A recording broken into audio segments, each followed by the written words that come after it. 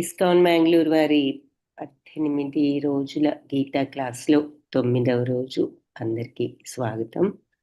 ఓం అజ్ఞానతిమిరాంధ్రస్య జ్ఞానాంజనశలాకయ చక్షురున్మిళితం येन తస్మై శ్రీగురవే నమః. నమో ఓం విష్ణుపదాయ కృష్ణప్రేష్ఠాయ భూతలే శ్రీమతే భక్తి వేదాంత స్వామిన్ ఇతి నామినే. నమస్తే సరస్వతి దేవి గౌరవాణి ప్రచారిణే నిర్విశేష శూన్యవాది పాశ్చాత్య దేశధారిణే. हे कृष्णा करुणा सिंधु दीनबंधो जगत्पते गोपेश गोपिका कांत राधा कांत नमोस्तुते. तप्त कांचन गौरांगी राधे वृंदावनेश्वरी वृषभानुसुते देवी प्रणमामि हरिप्रिये. जय श्री कृष्ण चैतन्य प्रभु नित्यानंद श्री अद्वैत गदाधर श्रीवासादि गौर भक्त वृंद. हरे कृष्णा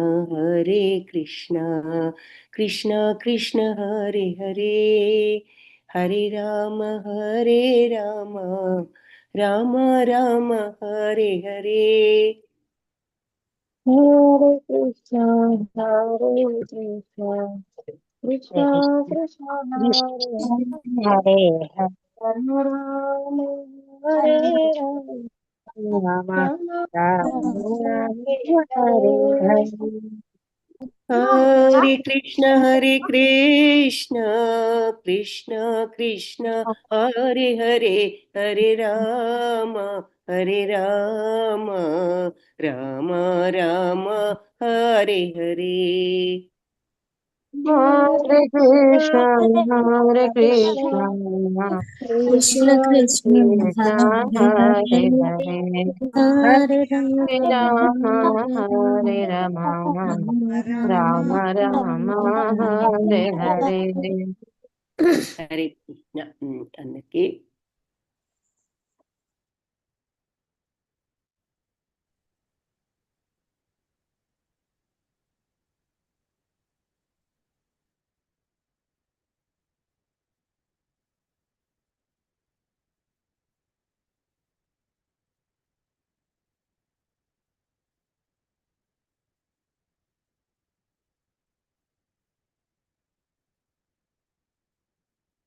సో నిన్న చూసిన అధ్యాయంలో అక్షర బ్రహ్మ యోగం చూసాం కదా నిన్న. మీకు గుర్తున్నటువంటి విషయాలు ఏం గుర్తుందో పాయింట్స్ ఏదైనా చాట్ బాక్స్లో పెట్టండి, చూద్దాము. ఈలోపు ఈ అధ్యాయం బిగిన్ చేసి ఒక శ్లోకం చూసిన తర్వాత 1 or 2 శ్లోకాస్ చాట్ బాక్స్లో ఉన్న ఆన్సర్స్ చెక్ చేద్దాం. సో ఈరోజు 9వ అధ్యాయం పరమ గుహ్య జ్ఞానము. ఈ అధ్యాయం రాజగుహ్య రాజ విద్య యోగము అని ఈ అధ్యాయానికి పేరన్నమాట. సో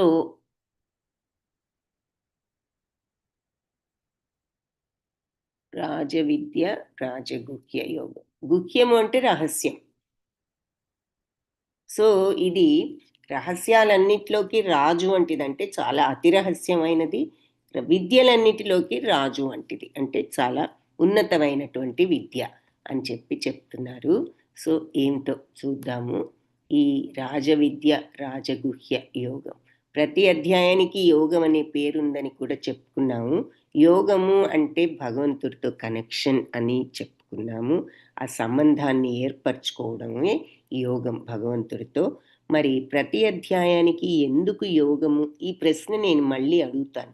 సో శ్రద్ధగా వినండి, ఇది తెలియాలి. మీరు 18 days క్లాస్ ఫినిష్ చేశారు అంటే ఎవరైనా యోగం అంటే ఏంటంటే భగవంతుడితో ఆ కనెక్షన్లో ఉండడం, ఆ సంబంధం ఏర్పరచుకోవడం అని చెప్పగలగాలి. రెండవది ప్రతి అధ్యాయానికి యోగం అనే పేరు ఎందుకు వచ్చింది అని నేను అడిగినప్పుడు మీరు సమాధానం చెప్పగలిగి ఉండాలి.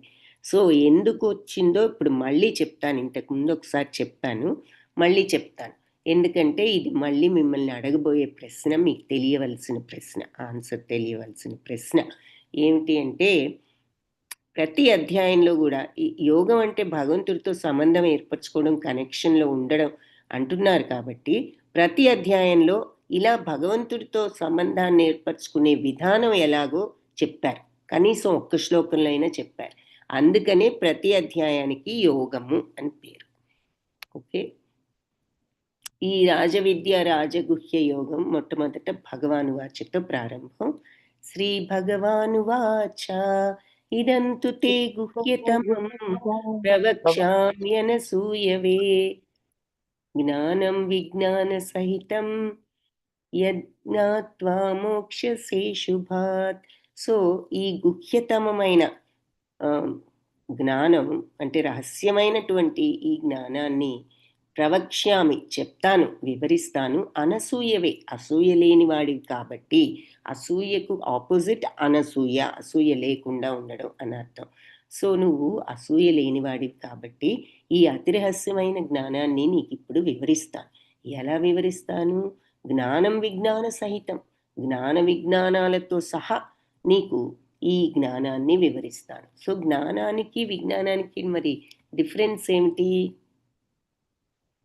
జ్ఞానము అంటే మీరు మొన్న 7వ అధ్యాయం జ్ఞాన విజ్ఞాన యోగం కూడా చూశారు కదా.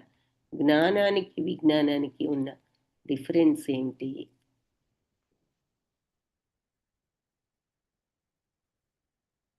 జ్ఞాన విజ్ఞాన ఓకే, ఆన్సర్స్ ఏవో వచ్చాయి. So theoretical versus practical Mataji. జ్ఞానం వచ్చి థియరిటికల్ అంటే మనం తెలుసుకున్నది, విజ్ఞానం వచ్చి మనం అమలు పరిచే తెలుసుకున్నదాన్ని. Correct correct. ఓకే. సో జ్ఞానము అంటే మనం మామూలుగా చదివి అర్థం చేసుకునే నాలెడ్జ్. అదే విజ్ఞానము అంటే మనం ప్రాక్టికల్గా అనుభవపూర్వకంగా తెలుసుకునేది.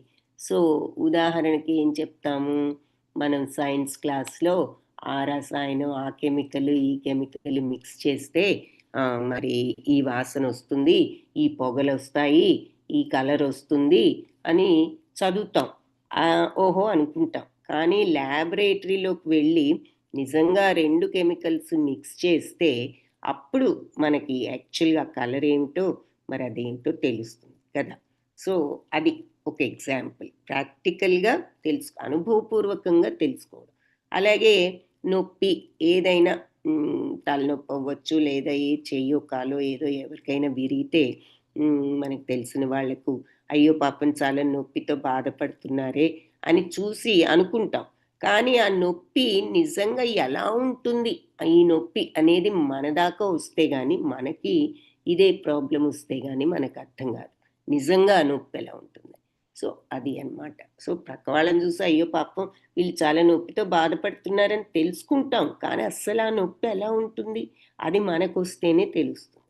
అలాగే తెలుసుకోవడం జ్ఞానం అయితే, అనుభవపూర్వకంగా తెలుసుకోవడం విజ్ఞానం. సో ఇక్కడ నీకు జ్ఞాన విజ్ఞాన సహితం నీకు చెప్తాను ఈ రహస్య జ్ఞానాన్ని. నువ్వు అసూయ లేని వాడివి కాబట్టి మరి యజ్ఞాత్వ, ఇది తెలుసుకున్న తర్వాత మోక్షసే అశుభాత్. ఈ ఇక్కడ ఒక అక్షరం లాంటిది ఉన్నది చూడండి, ఈ షూ ముందు, అది సే తర్వాత అలా వచ్చింది అంటే అక్కడ ఆ వస్తుందన్నమాట. సో మోక్షసే, మామూలుగా ఇదేదో ఉందిలే శుభాత్ అని చదువుతాం, ఈ అక్షరం ఉంది అంటే అశుభాత్ అని అర్థం. సో మోక్షసే అశుభాత్, నీకు అశుభాలన్నిటి నుంచి కూడా మోక్షం వస్తుంది ఈ జ్ఞానాన్ని గనక నువ్వు తెలుసుకున్నట్లయితే. సో ఇక్కడ అశుభాలంటే ఏమిటి?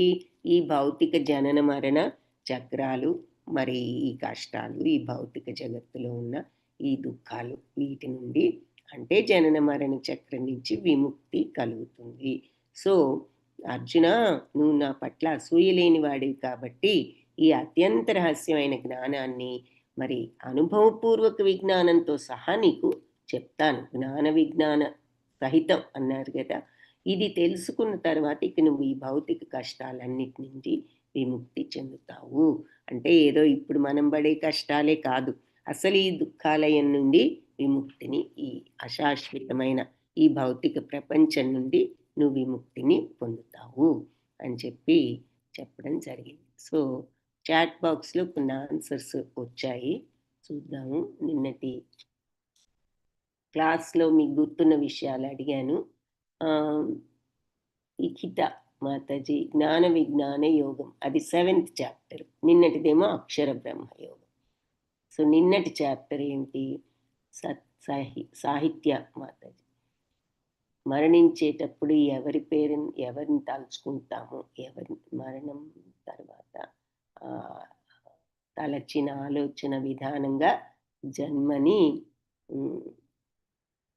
చేస్తారు. ఆ జన్మ వస్తుంది, ఆ లోకాలకు చేరుకుంటారు. కనుక అర్జున, నీవు నన్ను తలుచుకుంటూ యుద్ధం చెయ్యి, నీవు నాలోనే చేరుకుంటావు. Very good. ఓకే. సో ఎంఎం భావం స్మరణ, ఏ భావాలు స్మరిస్తూ మరి మనం శరీరాన్ని వదులుతాము. తమేవైతే కౌంతేయ, దానికి తగ్గ స్థితే వస్తుంది అని చెప్పారు. ఓకే. లీనాథ మాతాజీ, యద్భావం తద్భవతి, అది మనం ఎక్స్ప్లెనేషన్లో చెప్పుకున్నాం. ఏది ఆలోచిస్తూ ఉంటే అది వస్తుంది ఆ స్థితి అన్నది.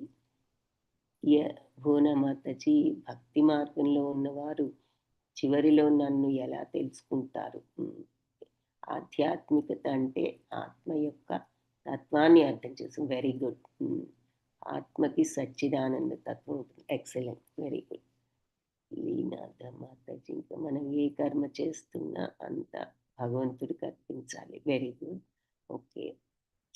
భువన మాతాజీ, నన్నే స్మరిస్తూ శరీరాన్ని వదిలితే నా యొక్క భావాన్ని అర్థం చేసుకుంటారు, తెలుసుకుంటారు. Very good, correct. అన్ని కాలాల్లో నన్నే స్మరిస్తూ యుద్ధం చేసి మనసు బుద్ధి అర్పించు నువ్వు తప్పకుండా నన్ను పొందవు. వెరీ గుడ్, వెరీ సుచిత్ర మాతాజీ, అక్షర అంటే శాశ్వతమైన పరమాత్మని సాధించాలి అని అధిభూతములు ఆధ్యాత్మికత గురించి చెప్పారు. Very good. Okay, correct, very good. So 5 విషయాలు అడిగాడు, దానికి సమాధానాలు చెప్తూ ఎవరు చివరిలో మరి ఏ భావాలతో పోతాం, భరత మహాముని స్టోరీ కూడా చెప్పుకున్నాం కదా ఎగ్జాంపుల్గా. Very good. ఓకే. సో ఈరోజు రాజవిద్య రాజగుహ్య యోగంలో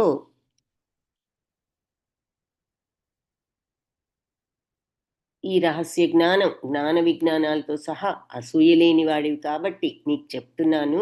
కాబట్టి ఇది తెలుసుకుంటే నీకు అన్ని కష్టాల నుంచి కూడా విముక్తి వస్తుంది. సో ఈ జ్ఞానం యొక్క దశలు ఏమిటి అంటే, జ్ఞానం అంటున్నారు కాబట్టి అసలు ఏమిటి జ్ఞానంలో దశలు? ఇక్కడ కపిల భగవానుడు తల్లి అయిన తన తల్లికి జ్ఞానాన్ని నేర్పించడం భాగవతంలో చూస్తాం. సో అది ఇక్కడ చూపిస్తున్నారు చిత్రంలో. ఈ జ్ఞానం, రహస్య జ్ఞానం ఏమో దేహాత్మల వ్యత్యాసం. సరే, 2nd చాప్టర్లో అదేమిటో కొంత చూసాం. అతి రహస్యమైన జ్ఞానం ఏమిటి అంటే భగవంతుడితో ఆ కనెక్షన్, ఆ యోగాలోకి వెళ్ళగలగటం ఈ జ్ఞానంతో. అది అతి రహస్యమైన జ్ఞానం. అత్యంత రహస్యమైన జ్ఞానం ఏమిటి అంటే, మనం అంత కరెక్ట్ అయిన యోగాలోకి భగవంతుడితో వెళ్ళినప్పుడు భగవంతుడి నుండి వచ్చే ఆ స్పందన, ఆ రియాక్షన్ ఏమిటో మనం తెలుసుకోగలుగుతాం. ఆ రియాక్షన్ని అంటే కరెక్ట్గా ఆ కనెక్షన్ ఏర్పడినప్పుడు భగవంతుడి యొక్క తత్వాన్ని మనం వెంటనే ఓహో ఇది భగవతత్వం అని అర్థం చేసుకోగలుగుతాం. ఆ రియాక్షన్ వచ్చి అంటే మనకు అందిందనమాట, ఆ తత్వం మనకి అందుబాటులోకి వచ్చి మనకు తెలిసిందనమాట.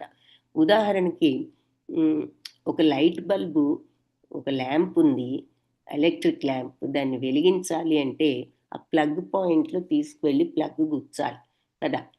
కరెంటు అంతటా ఫ్లో అవుతూనే ఉంది ఎప్పుడు, కానీ ఈ ల్యాంప్ బల్బ్ వెలుగుతుందా? మనం గుచ్చందే. కరెంటు ఉంది, అది గోడలో వైర్ల ద్వారా ప్రవహిస్తూనే ఉంది, కానీ ఇది వెలగాలి అంటే మనం ఏం చేయాలి? ప్లగ్ తీసుకువెళ్ళి అక్కడ గుచ్చాలి. గుచ్చకుండా కూర్చున్నంతసేపు ఎలా వెలుగుతుంది? మనం ఈ ప్లగ్ని తీసుకువెళ్ళి సరిగ్గా ప్లగ్ పాయింట్ లేవో చూసుకుని ఆ ప్లగ్లో గుచ్చి ఆ కరెక్ట్గా గుచ్చినప్పుడు మరి లైట్ బల్బ్ స్విచ్ వేసినప్పుడు ఠకీమంటూ లైట్ వెలుగుతుంది. అలాగే ఈ యోగా కూడా భగవంతుడు అంతటా ఉన్నాడు, ఆయన అందరిలోనూ ఉన్నారు. కానీ మనం ఈ ప్రయత్నం చెయ్యందే ఆ భగవంతుడిని ఎలా ఎరుకపరచుకోగలుగుతాం. కాబట్టి ఈ లైట్ బల్బుని కరెంటు నిత్యము ఆ వైరుల్లో ఉంటున్నా కూడా ఈ ప్లగ్ వెళ్ళి అక్కడ గుచ్చందే మనం ఆ వైర్లో కరెంట్ అందుకోలేము కదా, అందుకుని ఈ బల్బును వెలిగించలేం. అలాగే భగవంతుడు అంతటా మనలోనూ ఉన్నా కూడా మనం ఈ ప్రయత్నం చేయందే ఈ యోగా ఆ సాధన మరి కరెక్ట్గా చేసినప్పుడు ఆ లైట్ బల్బ్ ఎలా అయితే కరెక్ట్గా మనం ప్లగ్ పాయింట్ వేసి లైట్ వేస్తామో అలా మనం ఎప్పుడైతే కరెక్ట్ అయిన కనెక్షన్లోకి వస్తామో భగవంతుడితో, మరి అప్పుడు లైట్ బల్బ్ వెలిగినట్టు భగవంతుడి యొక్క ఆ తత్వం ఏమిటో మనకు అర్థమవుతుంది. అది నిజమైన కనెక్షన్. కనెక్షన్ అంటే ఏమిటి? అవతల వాళ్ళతో ఆ కనెక్షన్ రావాలి, మనకి అందాలి. ఫోన్ చేస్తాము, ఇప్పుడు సెల్ ఫోన్ అవనివ్వండి, ఏ ఫోన్ అయినా రింగ్ అవుతుంది, అవతల వాళ్ళు ఎత్తితేనే కదా రింగ్ ఆ కాల్ కంప్లీట్ అయినట్లు. రింగ్ అయ్యి వాళ్ళు ఆన్సర్ చేయకపోతే వాళ్ళు దొరకలేదు అంటాం మనం. అలాగే భగవంతుడిని కూడా ఈ యోగాతో ట్రై చేస్తూ ఉంటే మనం కరెక్ట్గా ట్రై చేసినప్పుడు కరెక్ట్ అయిన మనస్సుతో భగవంతుడిని మనం ధ్యానించినప్పుడు మరి ఆయన కాల్ రిసీవ్ చేసుకుంటారనమాట. అప్పుడు నిజమైన కనెక్షన్ ఏర్పడుతుంది. సో అది భగవంతుడితో ప్రతిస్పందన. సో రెండవదేమో మనం కాల్ చేస్తూ రింగ్ అవ్వడం, ఆ ప్రయత్నం, ఆల్మోస్ట్ కాల్ ఎత్తే టైము. మూడో అత్యంత రహస్యమైనది ఏమిటి అంటే కాల్ భగవంతుడు రిసీవ్ చేసుకుని అవతల నుండి మనకి ఆన్సర్ వచ్చిందనమాట. అది భగవంతుడి ప్రతిస్పందన. అది పర్ఫెక్ట్గా యోగాలో భగవంతుడితో పర్ఫెక్ట్ కనెక్షన్ అదే కదా. ఫోన్ చేసినప్పుడు రింగ్ అవ్వకపోతే అసలు ఏదో కనెక్షనే బాగాలేదు, అసలు ఏమిటో రావడం లేదు, రింగే వెళ్ళడం లేదు అనుకుంటాం. రింగ్ అయింది, ఓకే కనెక్షన్ వెళ్తోంది, బాగానే ఉంది. కానీ అవతల నుంచి ఇంకా మనకి టోటల్ కనెక్షన్ ఆన్సర్ రాలా, మనం ఇంకా మాట్లాడలేకపోతున్నాం. ఎప్పుడైతే అవతల వాళ్ళు ఎత్తి హలో అన్నారో అప్పుడు మనకి పర్ఫెక్ట్ కనెక్షన్ అవతల వాళ్ళతో వచ్చి మాట్లాడగలుగుతున్నాం. సేమ్ ఇది కూడా మరి ఎప్పుడైతే భగవంతుడు మన ఈ ధ్యానం కరెక్ట్గా ఉంటేనే కదా ధ్యానం ఆయనకు అందేది. ఆ ధ్యానం ఆయనకి మనం స్మరించుకోవడం, తలుచుకోవడం, ధ్యానించుకోవడం ఆయనకు మనస్ఫూర్తిగా ఉన్నప్పుడు ఆయనకు అది చేరుకుంటుంది. ఆయన అవతల నుంచి ప్రతిస్పందన వచ్చి మనకి ఆ ప్రతిస్పందన రియాక్షన్ ఆయనది తెలుస్తుంది. అది పర్ఫెక్ట్ కనెక్షన్ అన్నమాట. అది అత్యంత రహస్యమైనది. ఏమిటబ్బా అత్యంత రహస్యం? మనందరం చెప్పుకుంటున్నాం, వింటున్నాం కదా, మనకు కూడా తెలిసింది కదా అని డౌట్ వస్తే ఇందాక చెప్పిన రీజనే. మనందరం మాటలతో చెప్పుకుంటున్నాం. ఈ స్టేజ్కి వచ్చి భగవంతుడితో కనెక్షన్ పెట్టుకున్న వాళ్ళు ఎంతమంది ఉంటారు? ఎక్కడో కొందరు ఉంటారు. అంటే అనుభవపూర్వకంగా ఈ విషయాన్ని తెలుసుకున్న వాళ్ళు బహు తక్కువ. కాబట్టి అత్యంత రహస్యం అని చెప్పి చెప్తున్నారు. కొంతమంది రహస్యం దేహాత్మల గురించి అనుభవపూర్వకంగా తెలుసుకోవడమే రహస్యం, కొంతమందికే తెలుసు. ఇంకా రహస్యం ఆ యోగాలో ఆల్మోస్ట్ భగవంతుణ్ణి చేరుకోవడం. ఇంకా రహస్యమైనది భగవంతుడి నుండి కూడా రియాక్షన్ వచ్చి పర్ఫెక్ట్ కనెక్షన్లో ఉన్నవాళ్ళు ఇంకా తక్కువ. కాబట్టి అత్యంత రహస్యం అంటే ఆ అనుభవపూర్వకంగా ఈ స్థితిలో ఉన్న వాళ్ళు చాలా తక్కువ. కాబట్టి అంత రహస్యం అని అన్నారనమాట. రాజవిద్య రాజగుహ్యం పవిత్రం ఇదముత్తమం ప్రత్యక్షావగమం ధర్మ్యం సుసుఖం కర్తుమవ్యయం. సో ఇది విద్యలలో కల్లా రాజు, రహస్యాలలో రహస్యం, పవిత్రమైనది, ఉత్తమమైనది, ప్రత్యక్షావగమం ధర్మ్యం అంటే ప్రత్యక్షంగా మనం అర్థం చేసుకోవాల్సిన విషయం. మనం స్వయంగా అంతే కదా, ఒకళ్ళు చెప్తే విని తెలుసుకునేది కాదు కదా. చెప్తే వింటున్నాము మరి, కానీ మనంతట మనం ఎక్స్పీరియన్స్ అవ్వాల్సిన విషయం ధర్మ్యం. ఇది ప్రతి ఒక్కళ్ళకి ధర్మం అంటే వాళ్ళ డ్యూటీ. మనిషిగా పుట్టిన తర్వాత మన ప్రాథమిక బాధ్యత ఏమిటి అంటే భగవంతుణ్ణి చేరుకోవడానికి ప్రయత్నించడం. మరి ఇది మానవ జన్మ అంత ఈజీ కాదు. 84 లక్షల జీవరాశుల తర్వాత మానవ జన్మ వస్తుందని చూసాం. కాబట్టి అటువంటి విలువైన మానవ జన్మ దేనికి అంటే భగవంతుని చేరుకునే ప్రయత్నం ఈ మానవ జన్మలోనే సాధ్యపడుతుంది సాధారణంగా. అందుకని ఈ జన్మకి మనం సార్థకం చేసుకోవాలి అంటే ఆ ప్రయత్నంలో ఉండాలి. అది మన ధర్మం. సో ప్రత్యక్షావగమం ప్రత్యక్షంగా మనం తెలుసుకోవాల్సిన ధర్మం.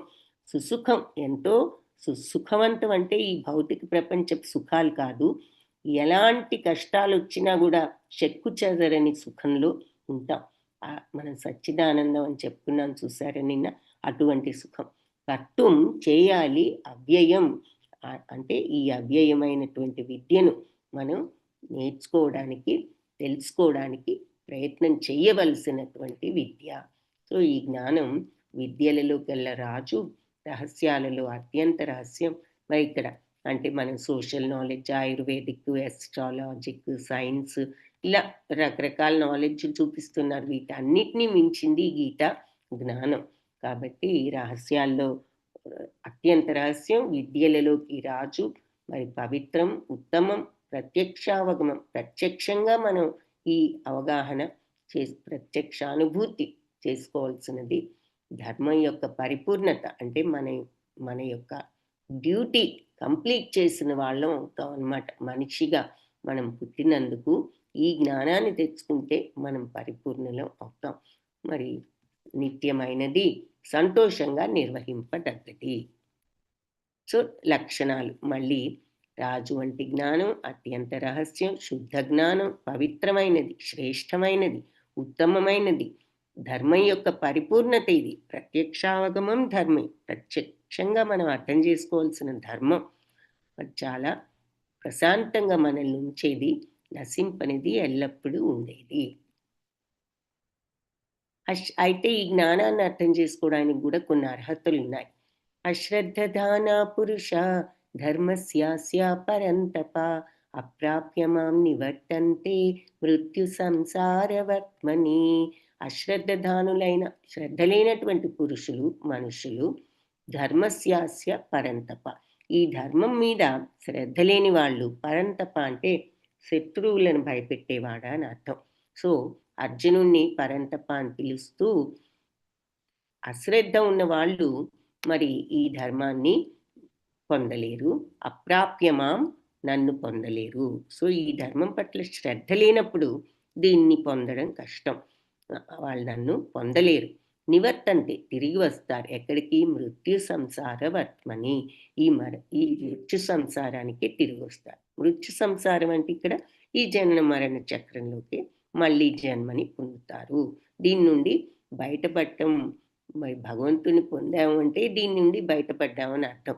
కాబట్టి అది లేనప్పుడు మళ్ళీ ఇక్కడికే తిరిగి వస్తారు. సో శత్రువులను భయపెట్టే అర్జున, ఈ ధర్మము పట్ల విశ్వాసం లేని వాళ్ళు ఇక నన్ను పొందలేరు. సో ఈ భక్తిభావం కూడా మరి విశ్వాసంతో ఉండాలి. విశ్వాసమే అన్నిటికంటే ముఖ్యం. శ్రద్ధ కూడా మరి శ్రద్ధ ఎప్పుడు వస్తుంది? విశ్వాసం ఉంటే, నమ్మకం ఉంటే శ్రద్ధ వస్తుంది. సో శ్రద్ధ లేని వాళ్ళు నన్ను పొందలేరు. అందుకని వాళ్ళు మళ్ళీ తిరిగి ఈ మృత్యు సంసారానికి తిరిగి వస్తూ ఉంటారు. సో అనసూయ రెండు అర్హతలు చెప్పారు. ఒకటి అసూయ లేనివాడు కాబట్టి నీకు చెప్తున్నానని ఫస్ట్ శ్లోకాల్లోనే చెప్పారు. సో అసూయ లేకుండా ఉండడం. రెండు శ్రద్ధా విశ్వాసాలు కలిగి ఉండడం. ఈ రెండు కూడా భగవద్గీతను వినడానికి అర్హతలు. ఈ రెండు లేనిదే భగవంతుని పొందడానికి కూడా వీలు కాదు అని చెప్పి ఇక్కడ చెప్తున్నారు. మనం ఇప్పుడు స్కూల్లో ఉన్నాం అనుకోండి, శ్రద్ధగా చదివి పరీక్ష పాస్ అయితేనే కదా నెక్స్ట్ క్లాస్లోకి వెళ్ళగలుగుతాము. అలా కాకుండా మరి మనం శ్రద్ధ లేకుండా చదవకపోతే అదే క్లాస్లో ఉంటాం. అలాగే మరి భక్తి మార్గంలో కూడా మనం శ్రద్ధ లేకుండా భక్తి పట్ల విశ్వాసం, శ్రద్ధ చూపించకపోతే మరి ఈ జనన మరణ చక్రంలోనే ఉంటామని ఇక్కడ ఒక ఉదాహరణ చూపిస్తున్నారు. మయా తతమిదం సర్వం జగత్ అవ్యక్తమూర్తినా మత్స్థాని సర్వభూతాని నచాహం తేష్ అవస్థితః. సో నేను ఈ జగత్తంతా కూడా అవ్యక్తమూర్తిన, అంటే కనిపించని రూపంలో ఈ సర్వ జగత్తును నేను ఆక్రమించాను, వ్యాపించి ఉన్నాను. అంత జగత్తంతా కూడా మత్స్థాని సర్వభూతాన్ని, భూతాలు అంటే భూతాలు కాదు, జీవరాశులు అన్నింటినీ భూతాలు అంటారు. సర్వభూతాన్ని, అన్ని జీవరాశులు మత్స్థాని, నాలోనే ఉన్నాయి, నాలోనే స్థితమై ఉన్నాయి. నచ అహం తేష్ అవస్థిత, నేను మాత్రం వాటిల్లో స్థితుడనై లేను. అంటే ఏంటో చూద్దాం. ఈ సమస్త విశ్వము కూడా నా యొక్క అవ్యక్త స్వరూపంతో నేను వ్యాపించి ఉన్నాను. సమస్త ప్రాణులు సర్వభూతాన్ని మత్స్థాని, నాయందే స్థితమై ఉన్నాయి, కానీ నేను వాటి యందు స్థితమై లేను. అన్నీ నాలోనే ఉన్నాయి, కానీ నేను వాటిలో లేను అంటున్నారు. ఇదేమిటి, భగవంతుడు మరి అందరిలోనూ ఉన్నాడంటున్నారు, ఇక్కడేమో నేను ఆయన వాటిల్లో లేనంటున్నారు అని ఒక సందేహం వస్తే దానికి ఆన్సరు నెక్స్ట్ శ్లోకాలు చెప్తారు. ఇక్కడ మరి మనకి ఈ భౌతిక ప్రపంచంలో ఉన్న 14 లోకాలు చూపిస్తున్నారు. ఈ కింద గర్భోదక సాయి విష్ణు ఆయన గర్భోదక సముద్రంలో ఆయన ఉంటారు. ఆయన యొక్క నాభి నుంచి 14 లోకాలు వస్తాయి. పైన అన్నిటికంటే సత్యలోకం, అది బ్రహ్మలోకం, తర్వాత తపోలోకం, జనలోకం, మహర్లోకం, స్వర్గలోకం, ఇవన్నీ కూడా పైలోకాలు. మధ్యలో భూలోకం ఉంటుంది. కింద అతల వితల సుతల తలాతల మహాతల రసాతల పాతాళ లోకాలన్నీ కింద ఉంటాయి అన్నమాట. మనం ఈ భూలోకంలో మధ్యలో ఉన్నాము. సో ఇక్కడ ఇంతకీ శ్లోకంలో ఈ సమస్త విశ్వము కూడా నా అవ్యక్త స్వరూపంతో నేను వ్యాపించి ఉన్నాను. మరి తర్వాత ఈ భౌతిక ప్రపంచంలో ఈయన గర్భోదక సాయి విష్ణువు నుంచి వచ్చింది. ఈ భౌతిక ప్రపంచంలో మళ్ళీ ఇక్కడ పాల సముద్రంలో శ్వేత దీపంలో క్షీరోదక సాయి విష్ణువుగా ఆయన ఇక్కడ ఈ భౌతిక ప్రపంచంలో ఉన్నారు. ఉండి ఈ 14 లోకాల్లో ఉన్న సర్వజీవులలోనూ పరమాత్మ రూపంలో ఉన్నది భగవంతుడి విస్తరణ అయిన ఈ క్షీరోదక సాయి విష్ణువు అన్నమాట. అంటే భగవంతుడు ఒక్కొక్క చోట ఉండడానికి ఒక్కొక్క విష్ణు రూపంలో విస్తరించారు. అది ఈ భౌతిక ప్రపంచంలో 14 లోకాలు సృష్టించడానికి గర్భోదక సాయి విస్తరణ, ఆ తర్వాత ఈ భౌతిక ప్రపంచంలో మళ్ళీ అందరి హృదయాల్లో పరమాత్మగా ఉండడానికి క్షీరోదక సాయి విష్ణువుగా ఈ భౌతిక ప్రపంచంలోనే ఆయనకి పాల సముద్రం ఒకటి ఉంది, అందులో శ్వేత దీపంలో ఆయన ఉన్నారనమాట. క్షీరోదక, అందుకని పాల సముద్రంలో ఉన్నారు కాబట్టి క్షీరోదక సాయి విష్ణు అని పేరు. క్షీరం అంటే పాలు. సో ఈ శ్లోకంలో అది చెప్పారు. అంతటా ఈ విశ్వం అంతటా నేను వ్యాపించి ఉన్నాను, అన్ని ప్రాణులు నాలోనే స్థితమై ఉన్నాయి, కానీ నేను వాటిల్లో లేను. దాని అర్థం ఏంటో చూద్దాం. అయినా కూడా ఇలా అన్ని సృష్టించబడ్డ సర్వ ప్రాణులు కూడా నాలో స్థిరంగా ఉండకపోవచ్చు. నా దివ్య శక్తి యొక్క అద్భుతాన్ని నువ్వు చూడు. నేను సమస్త ప్రాణుల సృష్టికర్తను, నిర్వాహకుడిని అయినప్పటికీ నేను వాటిచే కానీ లేదా భౌతిక ప్రకృతిచే కానీ ప్రభావితం కాను అంటున్నారన్నమాట. సో సమస్తము ఆయనలోనే ఉన్నాయి. ఈ భౌతిక ప్రకృతి ఏమిటి, ఈ లోకాలు ఏమిటి, కానీ నేను వాటితో ప్రభావితం కాను. అదేంటో మరి ఇంకా చూద్దాము. ఇప్పుడు సర్వత్రా వీచే ప్రబలమైన గాలి కూడా ఎక్కడుంటుంది? ఎంత బలమైన సుడిగాలి అయినా ఆకాశంలోనే స్థితమై ఉండాలిగా, ఎక్కడికి వెళ్తుంది? అలాగే అన్ని ప్రాణులు కూడా నాలోనే స్థితమై ఉంటాయి. సో అవి ఎలాంటివైనా సరే మరి అన్ని భగవంతుల్లోనే ఉంటాయి. సో ఈ సత్వరజస్తమో గుణాలు మరి నేను వాటిల్లో లేను అంటే అర్థం ఏమిటి అంటే, మరి భగవంతుల్లో ఈ భౌతిక గుణాలు సత్వరజస్తమో గుణాలు, మరి ఆయన భౌతిక శక్తి అన్నది చూసాము. ఈ 3 గుణాలు కూడా భగవంతుడి యొక్క శక్తియే.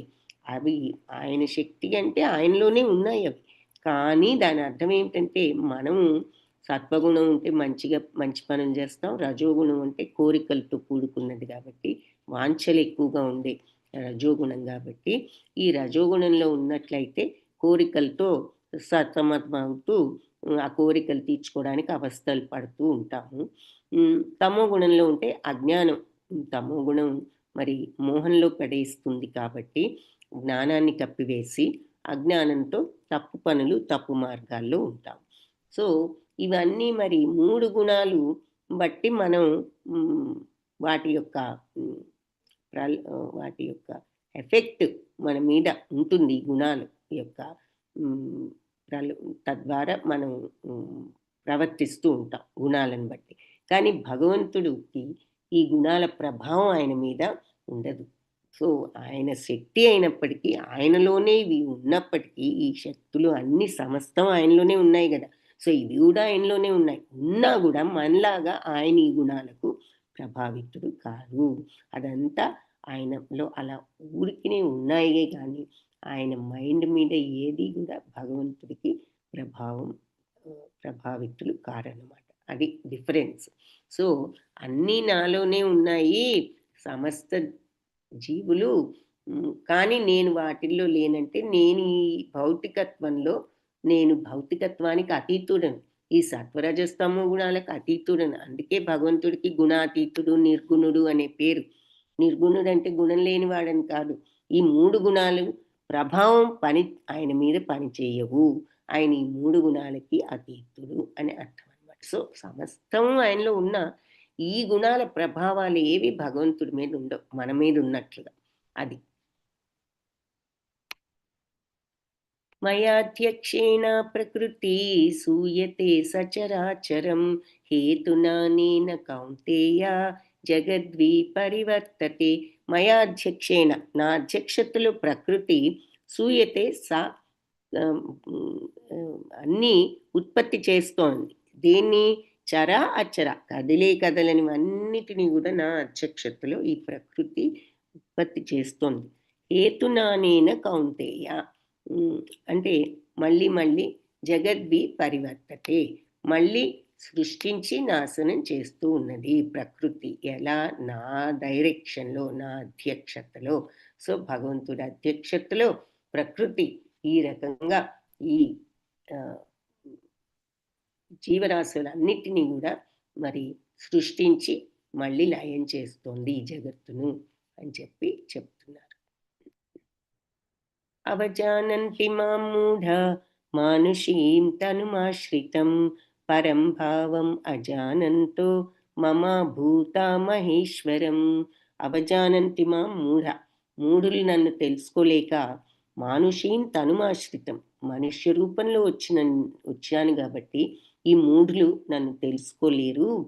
పరంభావం, దివ్యమైనటువంటి నా తత్వం అజానంతో తెలియక, మమ భూత మహేశ్వరం, నేను భూత అంటే జీవరాశులని చెప్పుకున్నాం, అన్ని జీవులకు కూడా నేను ప్రభువుని, మహేశ్వరుణ్ణని వాళ్ళు తెలుసుకోలేకపోతున్నారు.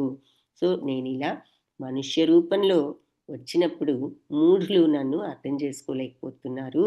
అన్ని జీవులకు కూడా ప్రభువుని, మహేశ్వరుడిని అయిన నా ఉన్నత దివ్యత్వం వాళ్లకు తెలియడం లేదు అంటున్నారు. ఇక్కడ మరి భగవంతుడు వచ్చినప్పుడు ఈ దుర్యోధనుల్లాంటి కౌరవులకు, శిశుపాలు లాంటి వాళ్లకు ఎదురుగుండా ఉన్న వాళ్ళు తెలుసుకోలేకపోయారు. మరి భగవంతుడి పట్ల కూడా ఈర్ష్యతో ఆయనను కూడా వ్యంగ్యంతో మాటలు అనడం చేయడం జరిగింది. సో అది ఒక ఎగ్జాంపుల్గా చూపిస్తున్నారు. మహాత్మానస్తు మాం పార్థ దైవీం ప్రకృతిం ఆశ్రితాః భజంత్య అనన్య మనసో జ్ఞాత్వా భూతాదిమవ్యయం. సో పార్థ, నా యొక్క ఈ దివ్య శక్తిని అంటే మూఢులు తెలుసుకోలేరు అంటున్నారు కదా. నేను మనుష్య రూపంలో వచ్చినప్పుడు ఎవరు తెలుసుకుంటారు అంటే మహాత్ములు నా దివ్య శక్తిని ఆశ్రయించిన మహాత్ములు నన్ను సమస్త సృష్టికి ఆశ్రయమని, మూలాన్నని వాళ్ళు తెలుసుకుంటారు. మరి భజంత్య అనన్య మనసో, అనన్య వేరే మార్గంలోకి వెళ్లకుండా అన్య మార్గంలోకి, ఇదే మార్గంలో ఉంటూ నన్ను భజిస్తూ ఆరాధిస్తూ ఈ అటువంటి శ్రద్ధతో వాళ్ళ అనన్య చిత్తంతో మనస్సును అటు ఇటు వెళ్లకుండా నా మీదే లగ్నం చేసి నన్ను ఆరాధిస్తూ జ్ఞాత్వా భూతాదిం అవ్యయం వాళ్ళు నా భక్తిలో నిమగ్నం అవుతారు అని చెప్తున్నారు. సో నా యొక్క దివ్యశక్తిని ఆశ్రయించిన మహాత్ములు నేను సమస్త సృష్టికి ఆది మూలాన్ని తెలుసుకుంటారు. అనన్య చిత్తంతో వేరే వాటి మీద మనస్సును పెట్టకుండా భగవంతుడి మీద ఆ అనన్య చిత్తంతో నా మీదే మనస్సు లగ్నం చేసి వాళ్ళు నా భక్తిలో నిమగ్నం అవుతారు. మరి ఏది మనం ఎక్కువగా ఆలోచిస్తే దాని మీదే ఆసక్తి కలుగుతుందని మనం చూసాం కదా. సో భగవంతుని గురించి మనం ఆలోచించామంటే భగవంతుడి మీద ఆసక్తి కలుగుతుంది. అలా వాళ్ళు ఆరాధిస్తూ ఎలా ఉంటారు ఈ మహాత్ములు అంటే వాళ్ళ బిహేవియర్, వాళ్ళు ఏ విధంగా భగవంతుణ్ణి ఎప్పుడు తలుచుకుంటూ ఉంటారు అంటే సతతం కీర్తయంతో మాం యతంతశ్చ దృఢవ్రతాః నమస్యంతశ్చ మాం భక్త్యా నిత్యాయుక్త ఉపాసతే. సతతం ఎల్లప్పుడూ కీర్తయంతో నా గురించి కీర్తించుకుంటూ ఉంటారు, కీర్తనలు పాడుకుంటూ ఉంటారు, దివ్యలీలలు. యతంతశ్చ దృఢవ్రత, దీనిలో దృఢంగా నెలకొని ఉంటారు. ఇలా చేయడంలో అంటే ఎప్పుడూ భగవంతుణ్ణి స్తుతిస్తూ కీర్తిస్తూ స్మరిస్తూ నమస్యంతశ్చ మాం భక్త్య, భక్తితో నాకు నమస్కరిస్తూ నిత్యాయుక్త ఉపాసతే, నిత్యము ఇటువంటి ఆరాధనలో ఉపాసనలో యుక్తులై ఉంటారు, నియుక్తులై ఉంటారు. సో ఈ మహాత్ములు ఎప్పుడు నా దివ్యలీలలు గానం చేస్తూ దృఢ సంకల్పంతో ఇదే మార్గంలో ఉంటూ వినయంతో నా ముందు నాకు నమస్కరిస్తూ నిరంతరం మరి ఈ రకమైన ఆరాధనలో నియుక్తులై ఉంటారు. ఎప్పుడు నా ముందు నమస్కరిస్తూ ఉండటం అంటే ఈ 24 గంటలు నమస్కారం పెట్టి అలాగే కూర్చోమని కాదు. నమస్కారం పెట్టడం అంటే అర్థం ఏమిటి? ప్రార్థనా భావంతో ఉండడం. 2 చేతులు కలిపి నమస్కారం పెట్టాము అంటే 2 చేతులు ఒక 5 వేళ్ళు జ్ఞానేంద్రియాలు, 5 వేళ్ళు కర్మేంద్రియాలు. సో జ్ఞానేంద్రియాలు కర్మేంద్రియాలు కూడా భగవంతుడికి మీద లగ్నం చేశాము అని అర్థం. సో మనం ఎప్పుడు ఏ పని చేసినా కూడా అలా మనస్సులో భగవంతుణ్ణి మనం సుస్థాపితం చేసుకుని ఉండడం అన్నమాట. ప్రార్థనా భావంతో శరణాగత తత్వంతో ఉండడం, అది అక్కడ అర్థం. ఈ మహాత్ముల కార్యకలాపాలు ఏమిటో మళ్ళీ చూద్దాం. ఇది ఇంపార్టెంట్ శ్లోక అనమాట. సతతం కీర్తయంతో మాం యతంతశ్చ దృఢవ్రత నమస్యంతశ్చ మాం భక్త్యా నిత్యాయుక్త ఉపాసతే. కీర్తన ఎల్లప్పుడూ భగవంతుణ్ణి మరి ఆయన నామాన్ని ఎప్పుడు తలుచుకుంటూ ఉండడం, మరి కీర్తనలు భజనలు స్మరణ ద్వారా, తర్వాత జపం ద్వారా, తర్వాత ఇలా దృఢ విశ్వాసంతో ఈ మార్గంలో ఉండడం, ప్రణామాలు అర్పించడం అంటే ప్రార్థనాభావం శరణాగత తత్వంతో ఉండడం, నిత్యము ఇలా ఇందులోనే ఈ పద్ధతిలో ఉండడం. ఇంకా అర్జున భగవంతుడు తన గురించి చెప్తున్నారనమాట. ఏమనంటే నేను సూర్యుడి రూపంలో వేడిని ప్రసరిస్తాను, వర్షాన్ని ఆపుతాను, కురిపిస్తాను. నేనే అమరత్వాన్ని, నేనే మృత్యు రూపంలో వచ్చేది కూడా నేనే శాశ్వతమైన ఆత్మను, నేనే తాత్కాలికమైన పదార్థాన్ని కూడా నేనే. తాత్కాలిక పదార్థం ఏది? మన శరీరం. ఆత్మ శాశ్వతం, ఈ శరీరం శాశ్వతం కాదని చూసాం 2nd చాప్టర్లోనే.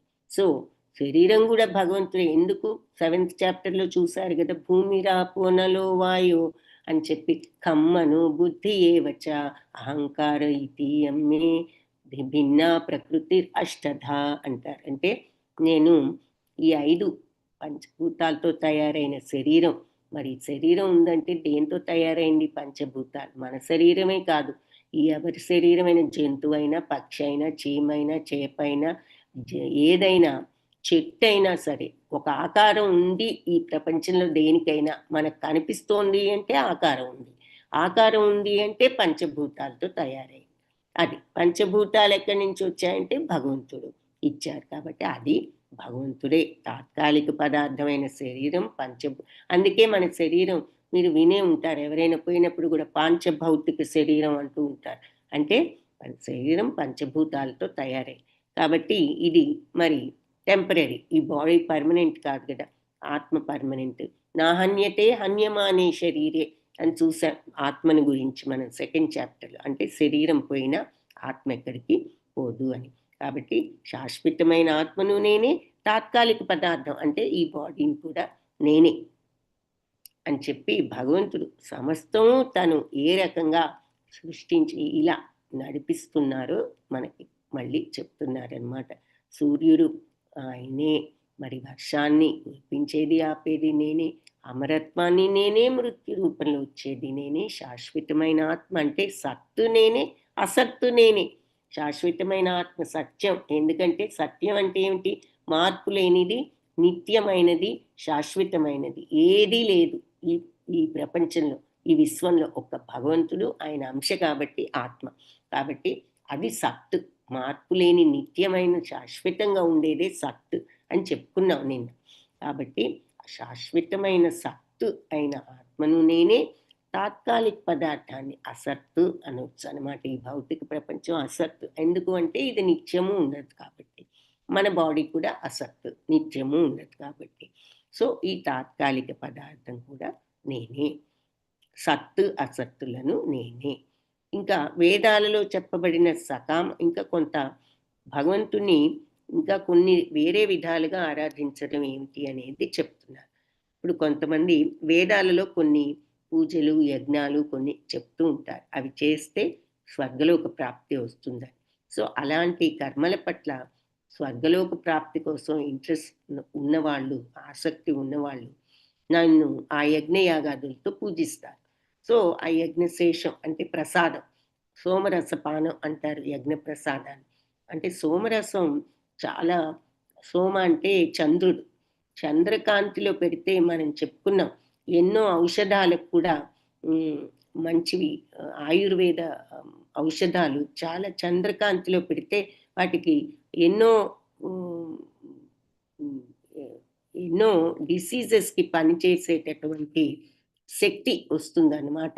సో అందుకని చంద్రకాంతి ఔషధాలకు చాలా ప్రాముఖ్యత ఉంది. చంద్రకాంతికి ఔషధాలకి ఆ సంబంధం ఉంది.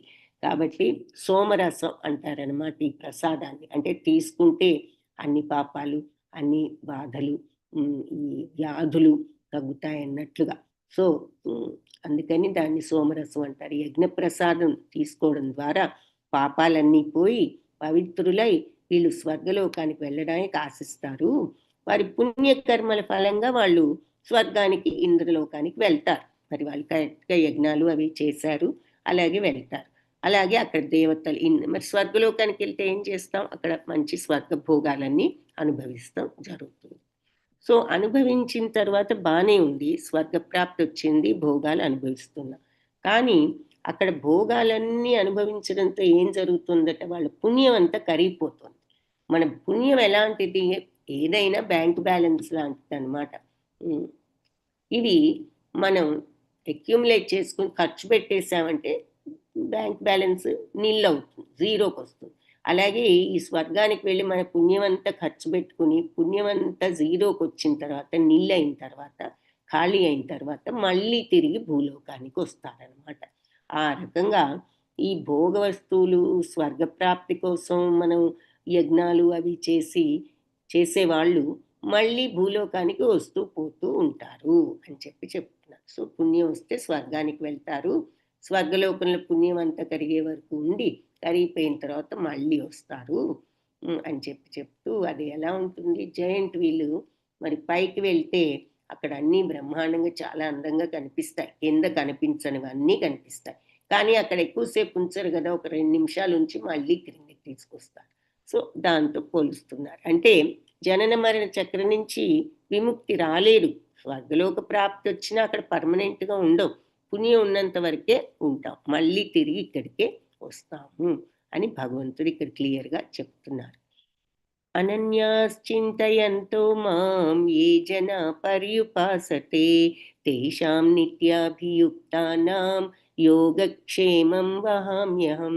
చాలా ఇంపార్టెంట్ శ్లోక ఇది కూడా. అనన్య చింతనతో ఎంతో ఎవరైతే నన్ను ఏ జనులైతే పర్యుపాసతే ఆరాధిస్తారో, అనన్య వేరే మార్గంలోకి వెళ్లకుండా మనసు నా మీదే పెట్టి ఎవరైతే నన్ను ఆరాధిస్తారో తేషాం వారికి నిత్యాభియుక్తానం, నిత్యము ఇటువంటి ఆరాధనలో యుక్తులైన వారికి యోగక్షేమం వహామి, నేనే వహిస్తాను. అహం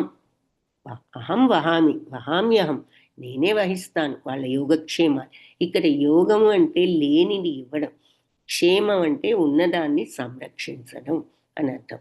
సో అనన్య చింతనతో ఏ జనులైతే నన్ను ఎల్లప్పుడూ ఆరాధిస్తూ ఉంటారో వాళ్ళని, నిత్యము ఇలాంటి ఆరాధనలో నియుక్తులైన వారిని, వాళ్ళ యోగక్షేమాలు నేనే వహిస్తాను.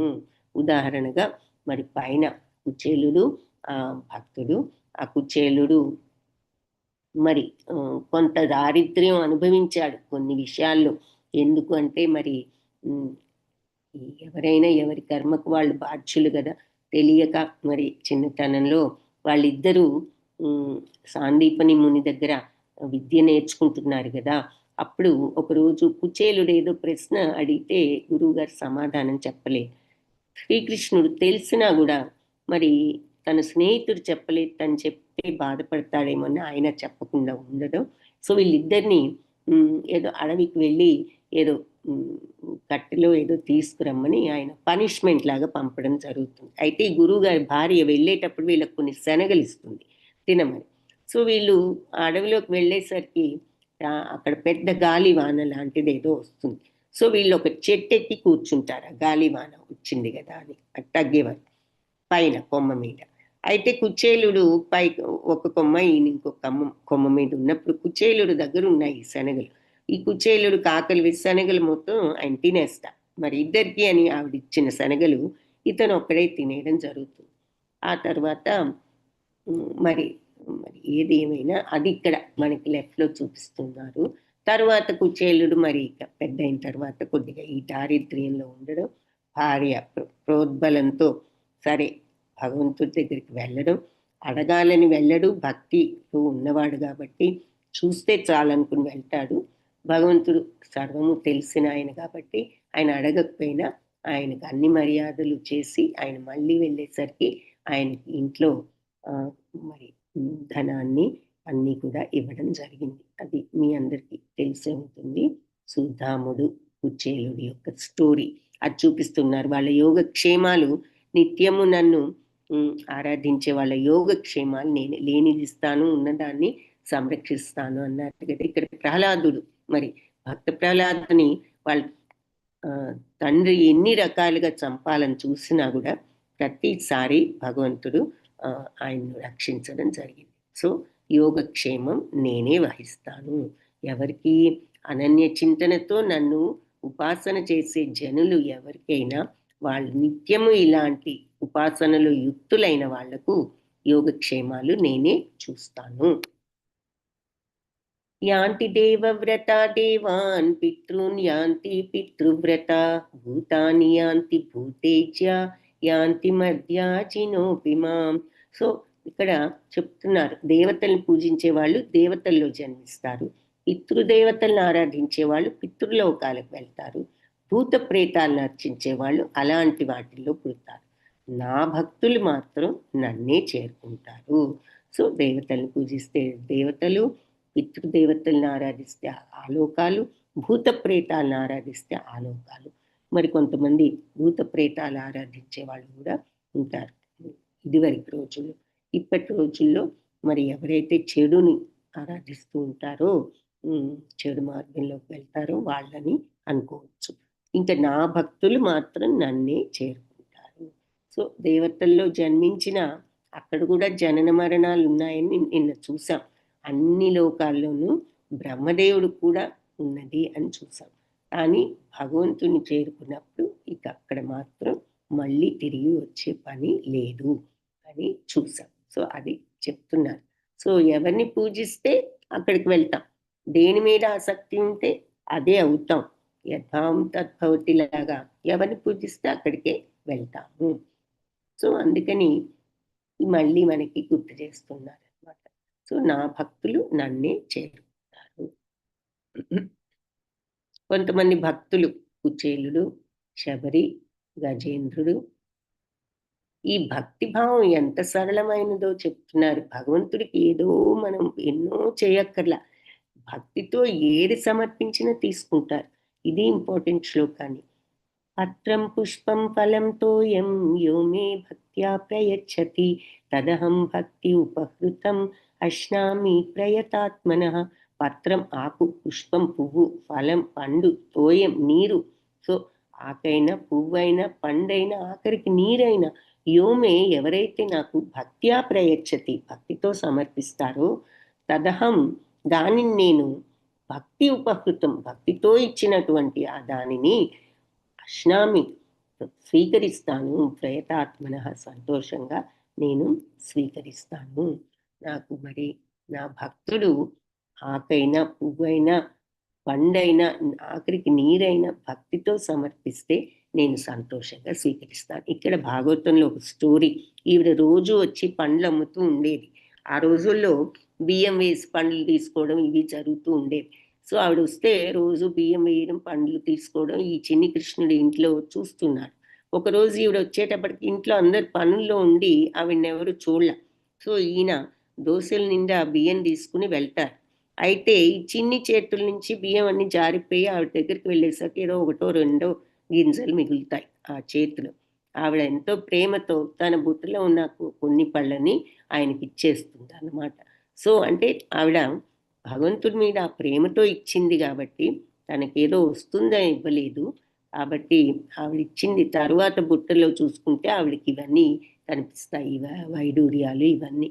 సో అదొక ఎగ్జాంపుల్గా ఇక్కడ చూపిస్తున్నారు. భగవంతుడు ఏమి ఇచ్చామని కాదు, ఏ భావంతో ఇచ్చాము, అది ప్రేమతో ఇస్తే అది ఎంత నీరైనా లేదా పువ్వైనా ఆకైనా ఆయన దాన్ని ఎంతో ప్రేమతో స్వీకరిస్తారు.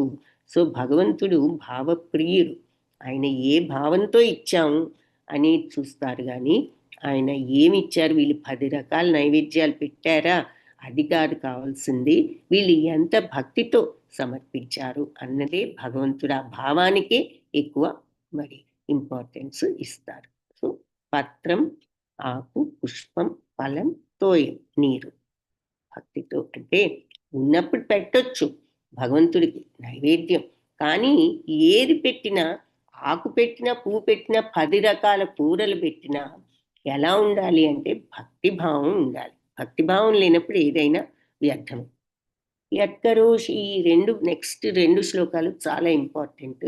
సో శ్రద్ధగా వినండి. యత్కరోషి యదశ్నాసి యజ్జుహోషి దదాసి యత్తపస్యసి కౌంతేయ తత్కురుష్వ మదర్పణం. యత్కరోషి ఏది చేసినా, యదశ్నాసి నువ్వు మరి ఏది తిన్నా, యజ్జుహోషి ఏ యజ్ఞం చేసినా, దదాసి ఏ దానం చేసినా, యత్ తపస్యసి అది, తర్వాత యత్ తపస్యసి ఏ తపస్సు అయినా, కౌంటేయ కుంతిపుత్ర తత్కురుష్వ అది చెయ్యి.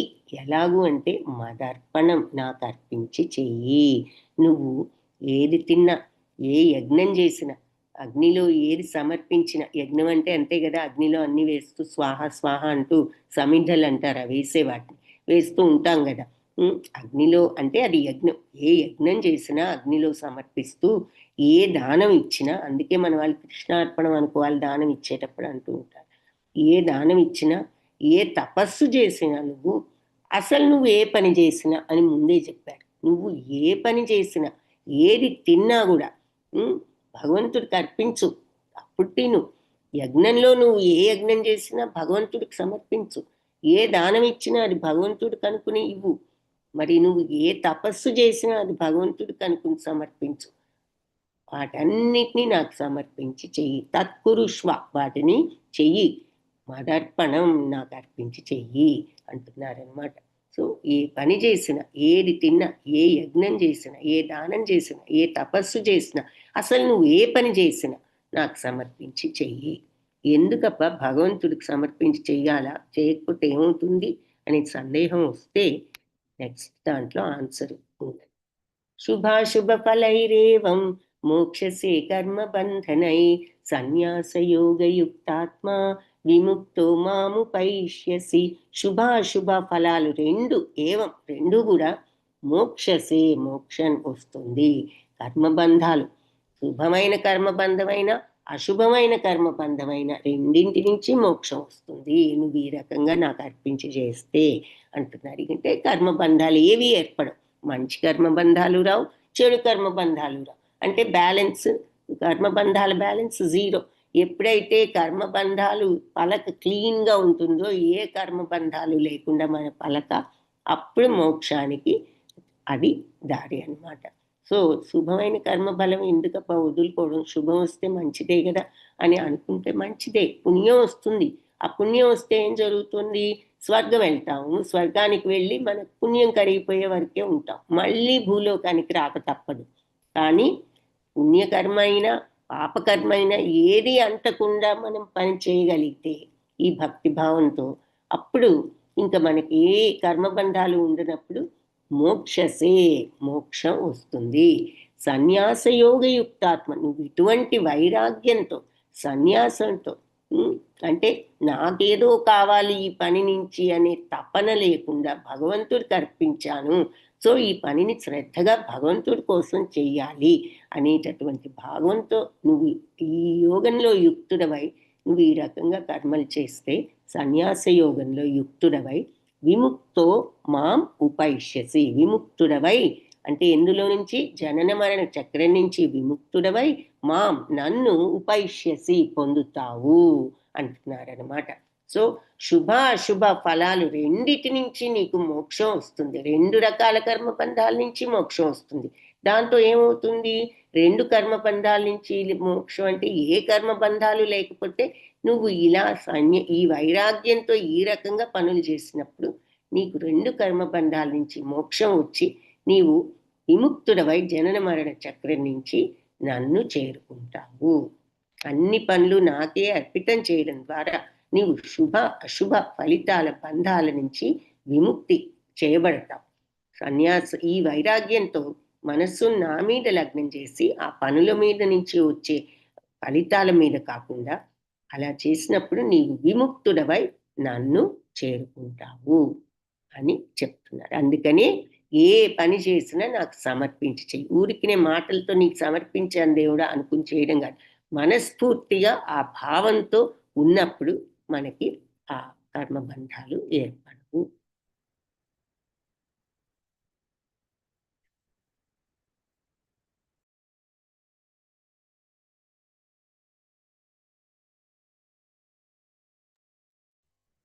సమూహం సర్వభూతేషు నమే ద్వేష్యోస్తి న ప్రియః ఏ భజంతి తు మాం భక్త్యా మయి తే తేషు చాప్యహం. సమూహం సమ అహం సర్వభూతేషు, భూతాలంటే భూతాలు కాదు జీవరాశులు అని చెప్పుకున్నాం. సర్వభూతేషు అన్ని జీవరాశులు సమం, నాకు ఒకటే, సమానం. అహం నాకు అందరూ సమానమే అంటున్నారనమాట. నమే ద్వేష్యోస్తి, నాకెవరి మీద ద్వేషం లేదు. నా ప్రియ, ఎవరి మీద పక్షపాతం కూడా లేదు, నాకు అందరూ ఒకటే. తూ కానీ ఏ భజంతి తు మాం భక్త్య, ఎవరైతే నన్ను భక్తితో భజిస్తారో ఆరాధిస్తారో, మైతే తేషు వాళ్ళు, నేను వాళ్ళల్లో ఉంటాను, వాళ్ళు నాలోనే ఉంటారు. చాపి అహం. సో నేను ఎవరి పట్ల పక్షపాతం కానీ విరోధ భావం కానీ నాకు లేదు. సర్వ ప్రాణుల పట్ల నేను సమబుద్ధితోనే ఉంటాను. కానీ ఎవరైతే నన్ను ప్రేమతో ఆరాధిస్తారో ఆ భక్తులు నాలోనే ఉంటారు, నేను వాళ్ళల్లో ఉంటాను. దీని అర్థం ఏమిటి, భగవంతుడు అందరిలో ఉండరా అని ఇందాక అనుకున్నాం కదా. అందరిలో ఉన్నారు, కానీ అందరూ ఆ కనెక్షన్ ఫీల్ అవుతున్నామా, లేదు. సో ఎవరైతే నన్ను ఆరాధిస్తూ ఆ కనెక్షన్ పెట్టుకోగలుగుతారో, ఈ అచంచలమైనటువంటి ఆ ఆరాధన ధ్యానంతో ఆ భావంతో భక్తితో వాళ్ళు నాలో నివసిస్తారు అంటే వాళ్ళు నాతో కనెక్ట్ అవుతారు. వాళ్ళకి నా ప్రతిస్పందన అర్థమవుతుంది. యువతల నుంచి భగవంతుడి యొక్క హలో అని అవతల వాళ్ళు పలికితే మనం ఎలా కరెక్ట్గా కనెక్ట్ అవుతున్నామో భగవంతుడిది వాళ్ళు చూడగలుగుతున్నారు ఆ తత్వాన్ని. అంటే భగవంతుడి యొక్క శుద్ధతత్వమైన సచ్చిదానంద తత్వాన్ని వాళ్ళు భక్తి మార్గంలో ఉంటూ వాళ్ళు తెచ్చుకోగలిగారు కాబట్టి ఆ తత్వాన్ని వెంటనే వాళ్ళకి ఆ తత్వంలో ఉన్న ఆనందం అర్థమైపోయి ఇది భగవత్ తత్వం అబ్బా, భగవంతుణ్ణి మనం వాళ్ళు స్వయంగా అర్థం చేసుకున్న వాళ్ళు అయ్యారు. ఆయన యొక్క శుద్ధ నిత్య పవిత్రమైనటువంటి నిష్కల్మష ప్రేమతత్వాన్ని వాళ్ళు అర్థం చేసుకున్నారనమాట. అందుకని వాళ్ళు నాలో ఉంటారు, నేను వాళ్ళలో ఉంటా ఉంటే వాళ్ళు నా యొక్క స్వభావాన్ని సాధనతో, భక్తితో, ప్రేమతో పొందగలిగారు, అంటే ఆ తత్వాన్ని పొందగలిగారు అని చెప్తున్నారు. సో ఆ సచ్చిదానందాన్ని వాళ్ళు తెలుసుకోగలిగారు.